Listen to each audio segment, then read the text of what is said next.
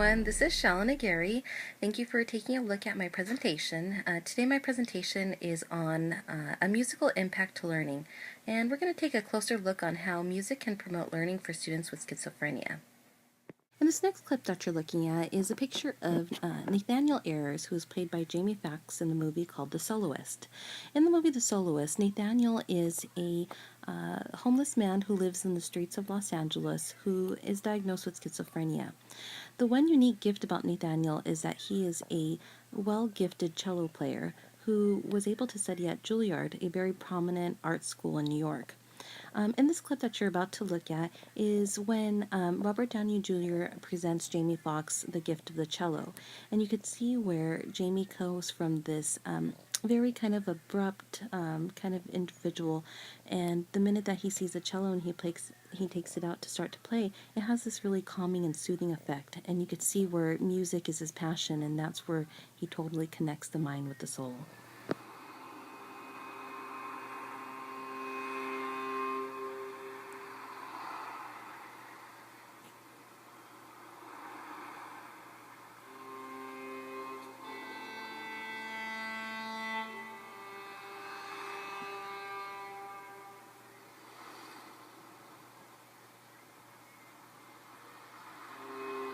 With this clip, I wanted to show how profound music can impact the brain.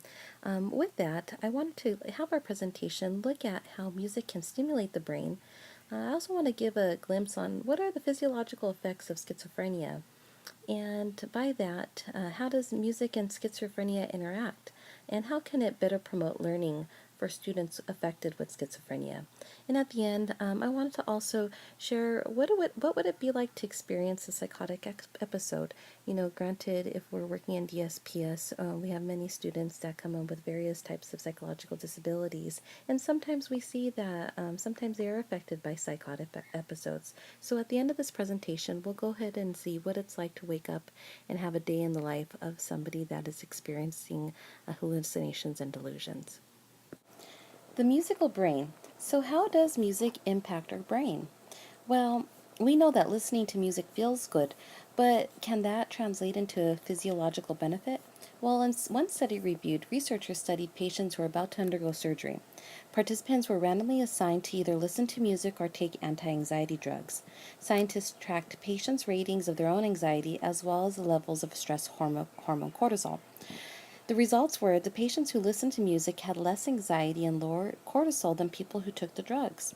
So scientists do caution that more research needs to be done, but it's powerful evidence to conclude that music can be medicinal as far as lowering anxiety levels. So during our time together over the weekend, I know we discussed brain bugs, and one of the things that brain bugs discussed was about how we formulate memories and how that there's certain recall and repetition that needs to take place in order for our brain to be wired to remembering a subject. So with that, that's also the same idea with music, is that our brain maybe is exposed to music and we adapt to things or we cling to things that we think are pleasurable for our brain to experience. So with that being said, the brain has this area called nucleus accumbens, which is involved in forming expectations.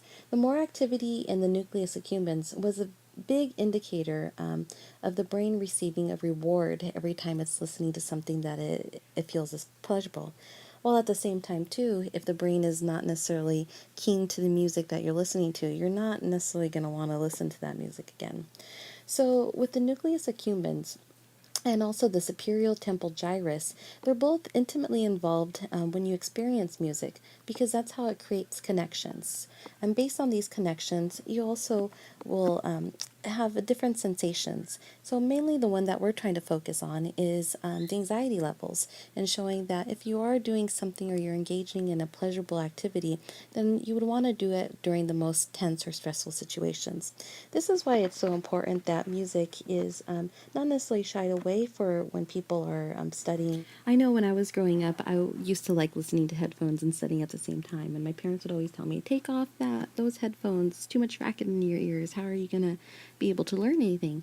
And, I think through the years you find that sometimes music can be the soothing element and help you restore and retain pretty dry information. So depending on the learner and depending on their learning style, then, music is something that can be embraced.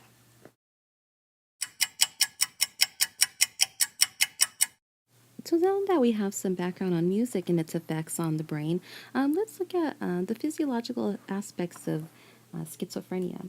So in a picture you'll be seeing, you're going to see the different areas of the brain. It's going to start from the left side of the basal ganglion, and it'll make a full clockwise circle all the way down to the frontal lobe.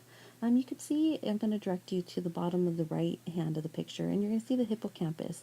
And that's the area that mediates learning and memory formation, which is intertwined functions that are impaired in schizophrenia.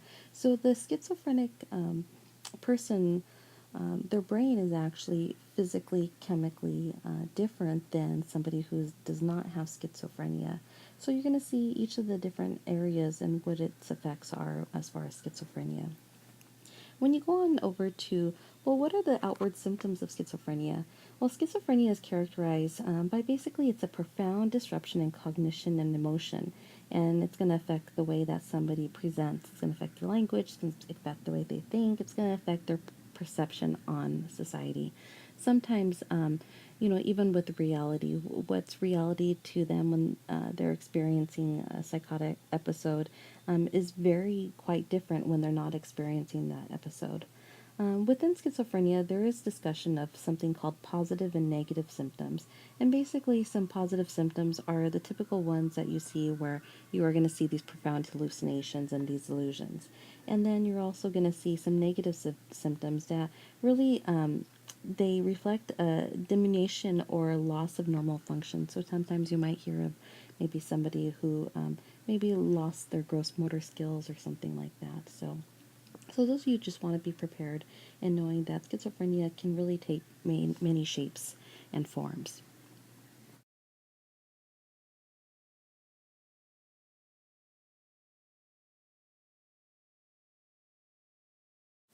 So now that we have an understanding of music and its impact to the brain, and schizophrenia and its impact to the brain, there is some studies that kind of show the interesting impacts of the two when placed together. In the first study, it was by Glickson and Cohen, and that was just done, I think, within the last couple years. There was a strong correlation between the relaxing effect and performing cognitive tasks.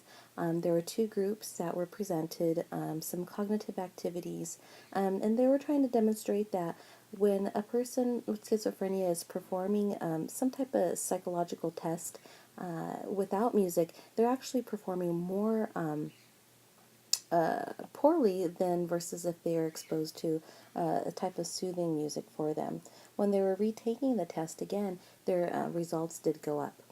In another study by Obizar, there was a discussion of how the hip hop culture and music and how it's correlates to accessing youth and educating youth in these current times. I think similar to Carrie's presentation, where we have this institutional educational system that's very old and built on the old way of thinking. And what this study is showing is that we need to kind of bring everything into the 21st century and let's outreach to some of the youth. And if hip hop culture is something that they're really interested in, well, then how do we bridge the gap of education and those two? And that study goes a little bit more in depth, especially for students with emotional disabilities or that's been affected by trauma.